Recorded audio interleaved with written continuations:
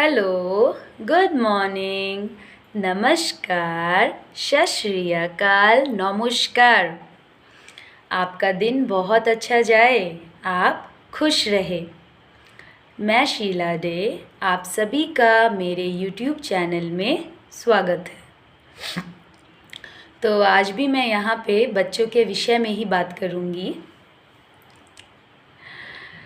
तो मैं UKG class लेती थी, तो मेरे क्लास में एक छोटी सी बच्ची थी। तो उसका काम था कि जल्दी से क्लास वर्क ख़त्म करना है और शीला मैम के चेयर के सामने आके खड़े रहना है। तो खड़ी रहती थी, मेरे दुपट्टे से खेलती थी, दुपट्टे का साड़ी बनाती थी, खींचातानी करती रहती थी। तो मुझे इस बच्चे की बहुत आदत हो गई थी। तो ऐसे ही एक दिन की बात है, मॉर्निंग का टाइम था, मैं अपने क्लास में कुछ काम कर रही थी। तो वो आई, उसने अपना बैग रखा और वो हेड डाउन करके बैठ गई। मुझे बहुत अजीब लगा कि वो रोज़ सुबह आती है, मुझे हग करती है, तो उस दिन उसने नहीं किया था। तो मैंने उसको बोला कि आपके सारे फ्रेंड्स बाहर खेल रहे हैं, आप क्यों नहीं जा रहे हो? तो वो बहुत सैड थी, उसने मुझे रिप्लाई नहीं किया। जो बच्चा इतना खुश रहता था, आज वो एकदम मुरझाई हुई थी, बहुत सैड थी। उसके बाद हम लोग प्रेयर में गए, हम प्रेयर से वापस आए। क्लास वर्क चल रहा था, बच्चे आ रहे थे, कॉपी चेक करवा रहे थे, लेकिन वो बच्चा बिल्कुल भी नहीं आ रही थी, बिल्कुल नहीं आ रही थी वो। आप सोच सकते हैं, एक बच्चा जो रोज़ मेरे चेयर के सामने खड़ा रहता है और आज वो नहीं आ रही थी, तो मुझे कितना बुरा लग रहा होगा। फिर जैसे वो लंच से पहले मुझे बोलती थी, मैम इतना अच्छा बिस्किट खा लूँ, थोड़ा सा दो ना, थोड़ा सा दे दो, थोड़ा सा खाने दो। तो उस दिन वो ऐसा बोल भी नहीं रही थी, मुझे बहुत बुरा लग रहा था। उसके बाद लंच टाइम हुआ, जो बच्चा खाने में इतनी एक्साइटेड रहती थी, वो नहीं खा रही थी।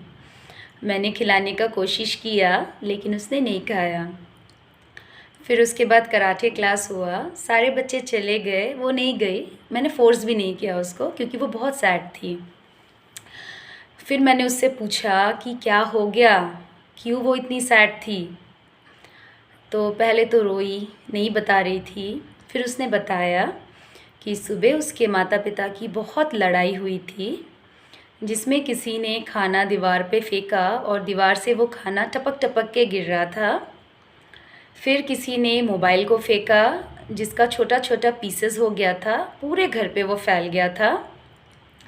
फिर उसने मुझे बताया कि मैम अब मैं और स्कूल नहीं आऊँगी, क्योंकि मम्मा ने बोला है हमको लेके मम्मा दूर चली जाएगी, मम्मा यहाँ नहीं रहेगी। तो आप मुझे बताइए, एक 4 साल 4.5 साल के बच्चे के सामने क्या ऐसा बिहेवियर करना सही है? बताइए, आप सोच के देखिए, है ना। पेरेंट्स लड़ाई करते हैं, अब इस तरीके से अपना गुस्सा निकालते हैं, चीखते हैं, चिल्लाते हैं, उसके बाद नॉर्मल हो जाते हैं, सब कुछ ठीक हो जाता है। लेकिन एक छोटा सा बच्चा जो खड़े खड़े अपने माता पिता को चिल्लाते, सामान पटकते, खाना फेंकते देखता है, क्या उसके लिए ये भूलना नॉर्मल है? क्या वो भूल सकता है? कुछ इमोशंस होते हैं जो हमें बच्चों के सामने नहीं दिखाना चाहिए। क्या आप सारा सब कुछ बच्चों के सामने करते हैं? नहीं। कुछ ऐसी चीज़ें होती है जो हम बच्चों के सामने नहीं करते हैं, तो हमें बच्चों के सामने लड़ाई भी नहीं करनी चाहिए। एक छोटा सा बच्चा है, जब वो माता पिता को लड़ाई करते देखता है, वो डर जाता है। आप खुद बताइए, अगर आप अपने मम्मी पापा से मिलने जाते हैं, अगर वो इस तरीके से लड़ाई करे, तो क्या आपको वहाँ पे रहना अच्छा लगेगा? बिल्कुल भी नहीं। हम कोई पसंद नहीं करेंगे, हम आ जाएंगे। लेकिन जो एक छोटा सा बच्चा है, उसके पास तो ऑप्शन भी नहीं है, उसको वही खड़े रहना होता है और सब कुछ देखना होता है। जो छोटा बच्चा होता है, उसको पता नहीं होता है क्या सही है क्या गलत है। बच्चे जो देखते हैं अपने माता पिता को करते हुए, बच्चे को लगता है वही सही है। और बच्चे बहुत जल्दी सीखते हैं, जो देखते हैं वही सीखते हैं। आप फ्यूचर में देखिएगा कि बच्चा भी सेम वही चीज़ करेगा, क्योंकि उसको तो पता ही नहीं है कि ये गलत है कि ये सही है। कोशिश कीजिएगा कि बच्चे के सामने रोल मॉडल बनने का, कि बच्चा जब आँख खोले उसको लगे कि दुनिया में सबसे अच्छे मेरे माता पिता है ना। एक बच्चे को अगर आप दुनिया में लाते हो तो ये आपकी ज़िम्मेदारी है कि उसको अच्छा ह्यूमन बीइंग बनाएं, अच्छी ज़िंदगी दे, अच्छी परवरिश दे। सिर्फ़ एक अच्छा खाना या एक अच्छा एजुकेशन देने से ही आपकी ज़िम्मेदारी ख़त्म नहीं हो जाती है। एक बच्चे को हेल्दी वे से बढ़ने के लिए एक घर का माहौल भी हेल्दी देना बहुत ज़्यादा ज़रूरी है। घर का एनवायरनमेंट अच्छा होना बहुत ज़्यादा ज़रूरी है। घर का माहौल अगर अच्छा होगा तब बच्चे का जो डेवलपमेंट है वो बहुत अच्छे से होगा, है ना। मेंटली और फिज़िकली बच्चा अच्छे से बढ़ेगा। तो ये बहुत ज़्यादा ज़रूरी है कि बच्चों को अच्छा परवरिश देना, है ना। बच्चे के सामने ये सब ना करना।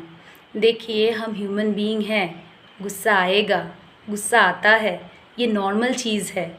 लेकिन ऐसा इस तरह का बिहेवियर करने से पहले एक बार अपने छोटे से बच्चे को देखना कि अगर मैं ऐसा करूँगी तो मेरे बच्चे के ऊपर क्या उसका इफ़ेक्ट पड़ेगा, ये आपको सोचना है। गुस्सा आता है, गुस्सा आएगा, पानी पी लीजिए, घर के बाहर जाइए, थोड़ा सा फ्रेश हवा ले लीजिए, है ना। लेकिन इस तरह का बिहेवियर आप मत कीजिए।